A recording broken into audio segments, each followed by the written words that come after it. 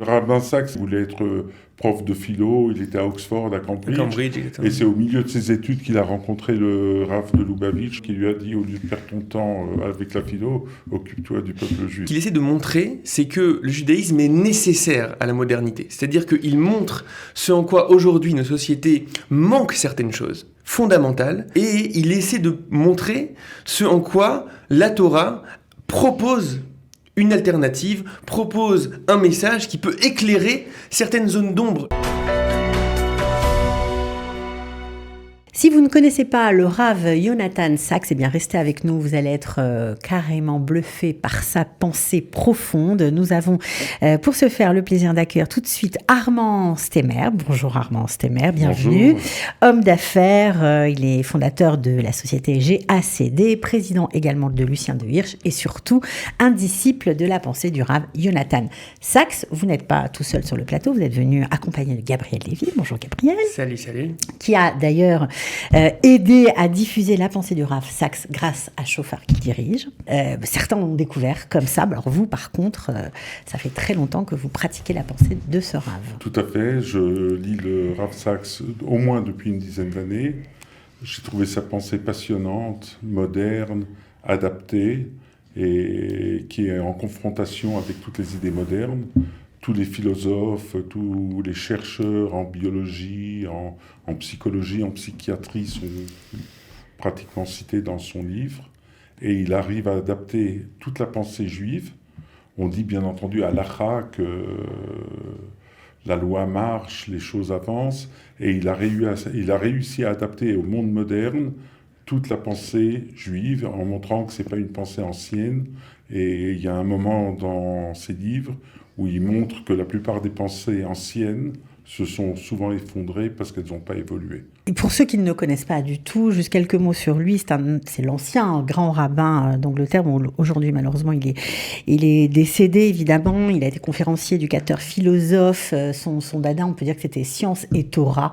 Il aimait beaucoup expliquer la modernité de la Torah par rapport à la science. Il apprenait un judaïsme d'ouverture, de dialogue, de respect de la différence. Donc ça fait écho aujourd'hui à notre société qui en a bien besoin. Il a été aussi récipiendaire du prix Templeton pour son exceptionnelle contribution à affirmer la dimension spirituelle de la Torah et de la dimension spirituelle surtout de la vie. Alors vous êtes là parce que vous avez décidé tous les deux, je crois que c'est aussi sous l'impulsion de Armand Stemmer, de publier en français un de ses livres très importants. Est sorti tout récemment le livre Les Voix de l'Alliance, qui est la traduction de son livre sur la paracha de la semaine. Et on va sortir en fait 2 tomes. Là, c'est juste le premier tome qui est sorti. Le premier tome, c'est sur Bereshit et Shemot, Genèse et Exode. Le deuxième tome qui va sortir, on l'espère, dans les prochains mois, sera sur le reste des parachutes de la semaine. C'est à partir de son célèbre livre Covenant and Conversation, qui était un livre qui, pour les anglophones, était un livre qui était déjà devenu central et important. Et enfin, on a l'honneur, avec Shofar et grâce à Armand, on a l'honneur de participer à diffuser sa pensée pour les francophones. Et ça sort maintenant. Alors, jusqu'à présent, on peut dire que le livre majeur de référence, c'était Kol HaTorah, d'Eli Munk.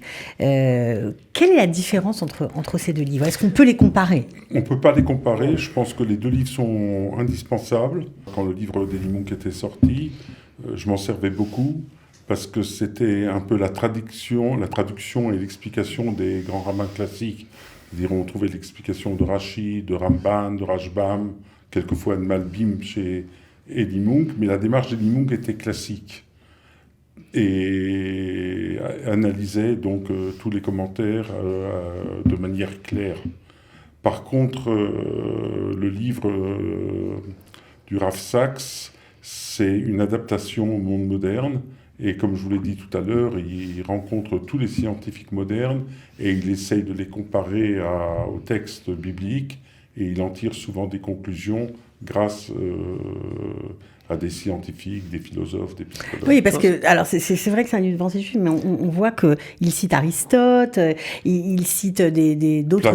Platon, bien sûr, il fait des comparaisons. Le Rav Sachs lisait plus ou moins tout ce qui sortait de partout, en philosophie, en sociologie, en anthropologie, etc. C'est-à-dire c'est des livres d'une richesse. Tous ces livres, pas uniquement ces livres sur la paracha, il a écrit aussi des livres sur énormément de sujets qui sont les sujets de société actuelle. Il lisait vraiment tout ce qui sort, et quand on parle du Rav Saks, je pense qu'il faut parler à la fois du fond et de la forme. Au niveau de la forme, c'était un orateur hors pair. Pour ceux qui ont déjà vu des vidéos sur Shofar, etc., quelqu'un qui a la capacité de la formule, une capacité il était charismatique aussi. Clairement, de proposer ses idées avec une précision et une formule qui est impressionnante. Et au niveau du fond, c'est pas juste que c'est adapté à la modernité. Je dirais que ce qu'il essaie de montrer, c'est que le judaïsme est nécessaire à la modernité. C'est-à-dire qu'il montre ce en quoi aujourd'hui nos sociétés manquent certaines choses fondamentales, et il essaie de montrer ce en quoi la Torah propose une alternative, propose un message qui peut éclairer certaines zones d'ombre. Le dernier livre qu'il a écrit avant de nous quitter, c'est un livre qui s'appelle Morality, qui est un livre qui est sorti en anglais et maintenant en hébreu, pas encore en français, peut-être qu'on travaillera dessus, où il montre en fait des fissures fondamentales aujourd'hui dans nos sociétés, l'individualisme, le manque de sens, etc. Et il montre à quel point la spiritualité juive est nécessaire aujourd'hui. Donc c'est pas juste une adaptation pour parler un langage qui est un langage moderne, c'est le fait de dire aujourd'hui, le judaïsme se doit d'éclairer. On a un espèce de trésor entre nos mains, et on se doit d'éclairer nos sociétés à travers ce message-là. Et c'est pour ça que lorsque Armand nous a proposé de prendre ce projet en main, c'est exactement ce que Shofar cherche à faire à travers nos vidéos, c'est-à-dire montrer à quel point le judaïsme est parlant et peut proposer quelque chose qui va éclairer les consciences modernes, et le Rav Saks fait partie de ces voix qui le font avec brio. Donc on s'est tout de suite lancé dans ce projet-là. Alors, ce qui est assez saisissant pour quelqu'un qui va ouvrir ce livre-là, j'espère que vous serez nombreux à ouvrir les voies de l'Alliance, c'est que on a l'impression qu'on est dans un espèce de livre de développement personnel. Alors, si je cite quelques titres de chapitres, alors Bereshit, c'est l'art d'écouter, notamment Noach, la responsabilité individuelle et collective, l'Echlecha, être un parent juif, Vayera, le miracle de l'enfant, Chaïsara, croire en l'avenir, etc., etc. Enfin, il y a vraiment des thèmes, Vayetse, l'amour ne suffit pas. On a l'impression vraiment qu'on est dans un livre de pensée positive ou de développement. Vraiment. Tout à fait. Dans chaque paracha, il trouve un sujet personnel de l'individu, comment le développer, comment l'aider. Et on le trouve donc chez Noach, mais on trouve aussi chez Yaakov, on trouve chez Yehuda, on trouve ça aussi chez Moshe, on trouve l'enseignement de la liberté dans la paracha de Bo. On trouve toujours, tout au long des parachiotes, des sujets passionnants. C'est ça qui vous a accroché, c'est pour ça que vous avez voulu faire connaître sa pensée aux francophones en traduisant ces livres ? Tout à fait, j'ai trouvé que ça me parlait beaucoup plus que quand j'étudiais Rashi, où je faisais de la traduction, j'essayais de trouver la pensée moderne, j'avais un mal fou à la trouver, alors que chez lui, je la trouve de manière spontanée et directement, et je me suis passionné pour son œuvre. Voilà, et puis évidemment, il est important de préciser que c'est un rabbin orthodoxe. Ah, clairement, c'est-à-dire que il a la capacité d'une grande fidélité, c'est-à-dire c'est toujours avec des sources qui viennent de la Gemara, des Midrashim, etc. Lui, ça a été le grand rabbin orthodoxe de Grande-Bretagne. Il y a une grande fidélité, mais il y a toujours la capacité à parler à ceux qui sont loin, à ceux qui pensent peut-être que le judaïsme n'est pas pertinent et n'est pas parlant aujourd'hui. Il s'adresse à ceux qui sont éloignés, mais tout en restant extrêmement, extrêmement fidèle. Ça parle de l'individu, ça parle de la société, et aussi quelque chose qui, à mon avis, est très, très propre au Rav Saks, c'est souvent il rentre dans une espèce de quelque chose quasiment lyrique sur son amour pour ce peuple et son amour pour son message. Il va réussir à montrer à quel point ce peuple est unique, son message est unique, au contraste de toutes sortes d'autres civilisations, etc.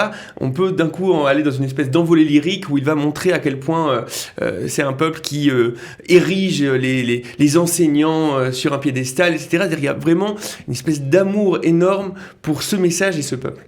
Il y a quelque chose qui ressort vraiment par rapport à ce que tu dis là, Gabriel, et puis par rapport à tout ce qu'il écrit, c'est que il oppose la spiritualité juive et la civilisation moderne, l'Occident. l'Occident pour qui on va dire que c'est les valeurs, c'est ce qu'on montre, c'est ce qu'on voit, et puis c'est ce qu'on paraît, voilà. Et alors que lui, il parle de la spiritualité juive comme quelque chose, bien évidemment, on l'a compris d'intérieur, mais quelque chose qu'on écoute. Dans son livre, à la page numéro 16, on va lire juste quelques phrases pour un petit peu s'imprégner de non seulement de son message, mais aussi de la magnifique traduction qu'a fait Claire Darmon. Il faut la remercier aujourd'hui.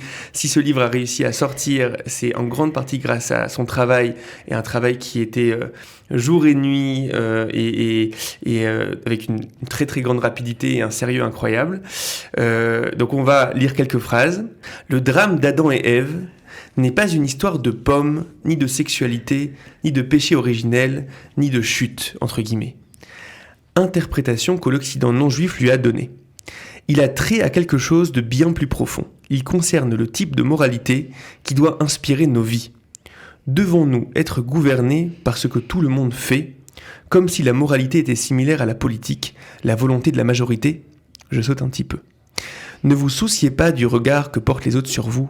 Le monde des apparences est un faux monde de masques, de travestissements et de dissimulation. Il n'est guère aisé d'écouter. Je reconnais que c'est extrêmement difficile, mais seule l'écoute peut combler l'abîme d'une âme à une autre, entre soi et l'autre, et entre soi et le divin. La spiritualité juive, c'est l'art de l'écoute. Il finit comme ça son article sur Bereshit. Il y a 3 articles par paracha, donc qui ont été choisis avec grand soin. 3 articles par paracha, et pour l'instant on a sur le livre de Bereshit et Shemot, et on espère bientôt le reste. Oui, alors il faut expliquer que c'est pas un livre où on a le texte en hébreu traduit, etc., mais c'est vraiment ses commentaires. C'est ses commentaires, c'est une analyse de la pensée. Je voulais juste rajouter quelque chose. Il essaye de rapprocher tous les juifs qui sont éloignés. Pour lui, c'était un point très important.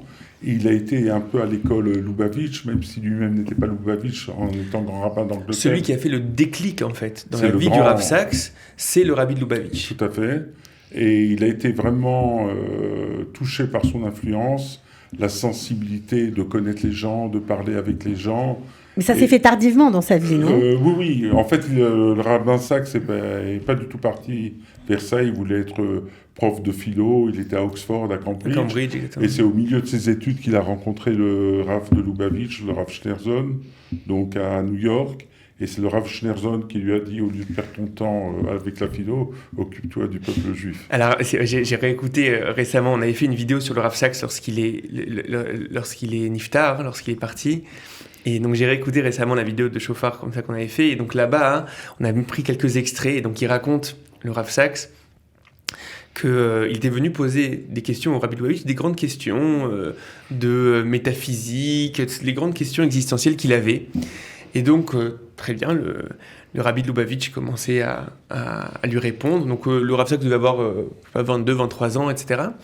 Et d'un coup, les rôles s'inversent. Et le Rabbi de Lubavitch commence à lui poser des questions. Commence lui à lui poser des questions. Combien il y a de juifs dans ta faculté ? Où ils en sont ? Qu'est-ce que tu fais pour ? Etc.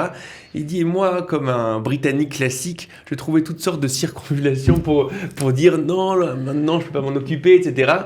Et apparemment, le Rabbi de Lubavitch a eu la capacité de lui dire, c'est ton rôle. Il en a fait quasiment un chaliard, quasiment un envoyé. Et c'est après en fait que le Rav Saks a étudié à Londres auprès du Rav Nahum Rabinovitch, qui a été plus tard le Rosh Yeshiva de Ma'ale Adumim, et qu'il a réussi en fait à prendre ces 2 bagages et en faire une espèce d'alchimie dont il a le secret. Et ce qui était extraordinaire avec lui, c'est que on va dire que même les non-juifs ont reconnu sa capacité, sa valeur morale, son apport pour le monde. Ça qui est extraordinaire. C'est tout à fait l'histoire anglaise des rabbins, parce que lui n'est pas le premier lord au Parlement anglais. Il y avait un lord avant lui qui était le rabbin Yakubovitch. Et en fait, l'école anglophone de rabbins est une école très importante. Ou l'école anglaise ou britannique, je dirais. N'oubliez pas qu'un des grands rabbins d'Israël, avec toutes les yeshivot, on ne l'a pas trouvé en Israël, on a été obligé de le chercher en Irlande. Le rabbin Herzog, qui était le premier grand rabbin, ou le premier ou le deuxième grand rabbin d'Israël. C'est le premier grand rabbin de l'État d'Israël. De l'État d'Israël. Parce que l'État est décret, tout à fait, après 48. en Israël, avec les centaines de yeshivot, on n'a rien trouvé. On a été obligé de chercher le grand rabbin d'Irlande, qui était le rabbin Herzog, dont le fils et le petit-fils sont devenus présidents de l'État d'Israël. Ouais. Il y a un deuxième grand rabbin d'Israël qui était immense, donc que les Anglais s'en sont aperçus, ils l'ont pris au Parlement britannique, qui était le rabbin Yakubovitch, qui était marié donc avec la fille du rabbin Munk, qui avait écrit La Voix de la Torah, et le rabbin Sachs était aussi donc rabbin, et il était un grand ami du roi actuel qui était Charles III. Exactement, là on l'a mis dans la quatrième de couverture. Dans la quatrième de couverture, le roi Charles l'appelait une lumière pour notre nation, voilà. Et Tony Blair l'a appelé un géant intellectuel. Donc sa voix portait clairement... Et les premiers ministres, au lieu d'aller consulter les McKinsey... ils allaient voir le Rav Sachs, ils préféraient aller voir le Rav Sachs. Ils allaient voir ou le rabbin Yakubovitch ou le rabbin Sachs, qui leur donnaient toute leur lumière et tous leurs conseils. Bon, alors, vous avez tous les deux des préférences. Vous, je sais que vous en avez un tout petit peu parlé, mais c'est la paracha de Bo avec la notion de la liberté. Voilà, qui est extrêmement moderne pour vous. Et puis, toi, Gabriel, c'est Noach. Dans la paracha de Noach, il y a quelque chose qui ressort et qui est assez propre aussi, non seulement à la pensée juive, mais à la pensée du Rav Sachs, qui est une pensée d'action et d'action sur le monde, et surtout pas passive, où il ramène un très beau midrash méconnu, qui dit que Noach a demandé la permission de sortir de l'arche. Et Rabbi Yehuda, dans le midrash, va émettre une critique sur Noach en disant « Si moi, j'avais été dans l'arche, j'aurais brisé l'arche pour sortir. J'aurais pas demandé la permission. » Donc c'est assez intéressant cette idée-là, parce que, a priori, quoi de plus naturel que demander la permission surtout dans cette aventure où Dieu a donné des ordres très précis, etc. De demander la permission, est-ce que c'est le moment ou pas de sortir, etc. Et il dit qu'il y a ici un message qui est très fort de la Torah, qui est ici véhiculé par Rabbi Yehuda, qui est le fait de dire que ce qui nous est demandé, c'est pas d'être passif et d'attendre que les choses se fassent. Ce qui nous est demandé, c'est d'incarner le message, de l'avoir complètement intériorisé, et d'après sortir vers le monde sans même attendre qu'on nous le demande. Et il dit que c'est peut-être aussi ça l'idée où on dit souvent qu'Abraham a quelque chose en plus par rapport à Noach, où Noach, d'une certaine manière, accompagnait Dieu, alors qu'Abraham allait au-devant, avait complètement intériorisé le monde de valeurs et le monde et le message que la transcendance cherchait à faire passer dans ce monde, et c'est lui qui allait briser l'arche et aller vers le monde. Et c'est vraiment une pensée qu'on retrouve beaucoup dans la pensée du Rav Sachs et de manière générale dans la pensée juive. Et c'est souvent aussi une des critiques que le monde laïque a pour le monde religieux, où il y a quelque chose d'un petit peu passif, d'un petit peu uniquement dans l'attente, dans la prière, etc. Et en réalité, c'est pas très juif. Dans le judaïsme, il y a une grande responsabilité. On demande à l'homme d'agir sur le monde, de l'étaken olam, de réparer le monde. C'est une méconnaissance des deux mondes ? Ça peut être une méconnaissance, ça peut être aussi des fois notre responsabilité de pas suffisamment avoir intégré cette partie-là de la Torah, qui est une partie responsabilisante, et donc pas forcément suffisamment la véhiculer, mais en tout cas, chez les Rav Sachs, c'est très présent. Ok, bon, alors moi, je te rejoins là sur le même sujet. Donc, je ne me rappelle plus dans quel paracha c'est sur la personnalité de Yaakov. Pourquoi le peuple juif s'appelle Israël, et ça a été pris grâce à Yaakov et pas ni Abraham ni Yitzhak. C'est justement la force de Yaakov qui agit en permanence, qui se bat en permanence, et quand il est dans la détresse profonde, il a toujours essayé de reconstruire. Yaakov était toujours en lutte, d'abord avec Esav, ensuite avec Lavan. Il lutte toujours, il essaie de s'en sortir et il essaie de construire, et il a construit donc cette famille magnifique qu'il a eue. Donc Israël, c'est malgré tout, même quand on est dans la... Voilà, le symbole du peuple juif, c'est pas la philosophie Dieu unique, mais c'est Yaakov qui doit se battre tout le temps. Et c'est pour ça que Israël, c'est Yaakov qui a donné Israël. On comprend qu'on pourrait parler avec vous encore pendant des heures, mais bon, malheureusement, c'est pas possible. Par contre, vous allez pouvoir poursuivre l'étude et surtout approfondir la pensée du Rav Sachs en achetant Les Voix de l'Alliance. C'est très important de remercier nos partenaires, les éditions Koren, avec à leur tête Matthew Miller qui a fait un magnifique travail, le Rabbi Sachs Legacy, qui sont ceux qui essayent de propager la pensée du Rav Sachs après que le Rav Sachs nous ait quittés. Et voilà, Shofar a eu l'honneur d'être partenaire à la fois des éditions Koren et du Rabbi Sykes Legacy. Et je remercie Armand pour à la fois avoir proposé cette idée et nous avoir lancé sur cette mission-là et nous avoir soutenu tout ce temps-là pour que Chauffard puisse accompagner ce magnifique projet. Mais oui, parce que si vous aimez Chauffard, c'est aussi grâce à lui. Hein. Je voulais juste remercier aussi la traductrice qui a fait un travail magnifique. J'ai lu, j'ai feuilleté en diagonale un peu depuis quelques jours où j'ai eu le livre, et je trouve que sa traduction est merveilleuse. Et elle est souvent meilleure que la traduction que j'avais eue en ivrite, et ça me donne, bien que je l'ai lu entièrement déjà en hébreu, j'ai envie de le relire en français grâce à sa traduction. Ah bah dis donc, bravo à Claire Darmon. En tout cas, bon, avec tout ça, j'espère que vous allez tous vous précipiter sur les voies de l'Alliance. Alors évidemment, vous pouvez, si vous habitez à l'étranger, le trouver sur Amazon, à la Fnac si vous êtes en France, dans les librairies juives parisiennes, notamment la librairie du Temple. Et puis si vous êtes en Israël, je vous conseille de suivre la page Facebook ou Instagram de Chauffard. Là-bas, il y aura bien sûr tous les endroits où vous pourrez l'acheter. Et puis bien sûr, au-dessus de la vidéo, eh bien, il y a les liens, donc vous pouvez cliquer et commander directement le livre. Voilà, merci vraiment à tous les deux pour vos efforts et pour le travail. Merci. Ça a l'air passionnant, franchement. Hein, je pense que voilà, tout le monde va découvrir, en tout cas, une autre façon de lire les parachiotes. C'est ça qui est intéressant. À bientôt, en tout cas. Allez, à très vite. Merci beaucoup.